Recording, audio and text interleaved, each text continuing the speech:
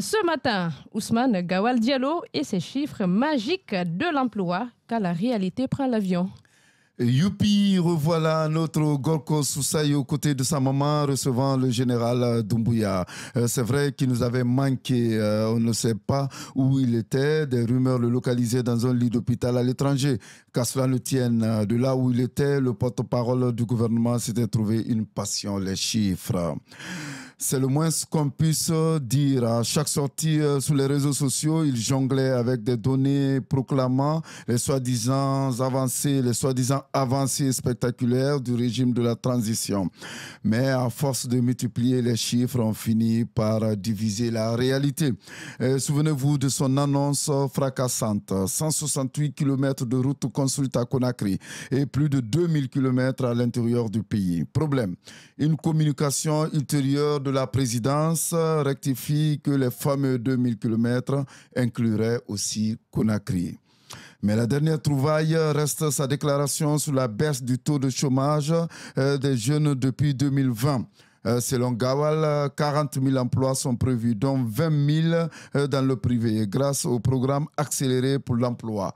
Gorko Soussaï parle bien des emplois prévus. Apparemment, dans sa logique, anticiper des emplois équivaut à les créer. En fait, le chômage n'a pas baissé, mais les demandeurs d'emploi sont partis.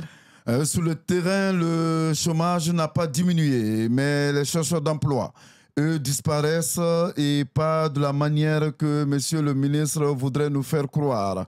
Le trafic à l'aéroport de Conakry a bondi de 17% en 2023, selon les chiffres officiels. Une croissance qu'on attribue aux activités de Simandou notamment. Mais les faits sont têtus. Les jeunes désespérés fuient, direction le Nicaragua, l'Afrique du Nord ou, pour les plus téméraires, la vague de la Méditerranée.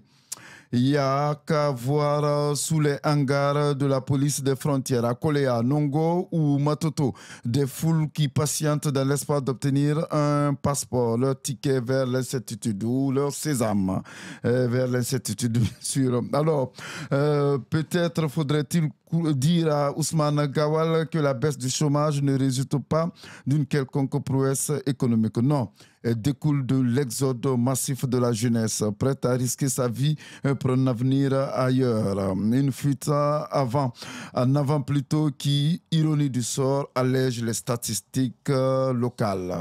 Alors, la magie des chiffres. En jonglant avec des chiffres imaginaires et des emplois fantômes, le gouvernement, ou plutôt son porte-parole, espère maquiller une réalité cruelle. Mais la fuite des cerveaux et des bras est un miroir cruel tendu au régime de la transition. Car derrière plutôt les annonces triomphalistes, la Guinée saigne. Peut-être qu'à force de manipuler les chiffres, Ousmane Gawal finira par nous convaincre que les jeunes émigrés ne sont pas partis. Ils sont de jeunes adultes, ils ont donc le droit de disparaître de nos vues, ne serait-ce que provisoirement.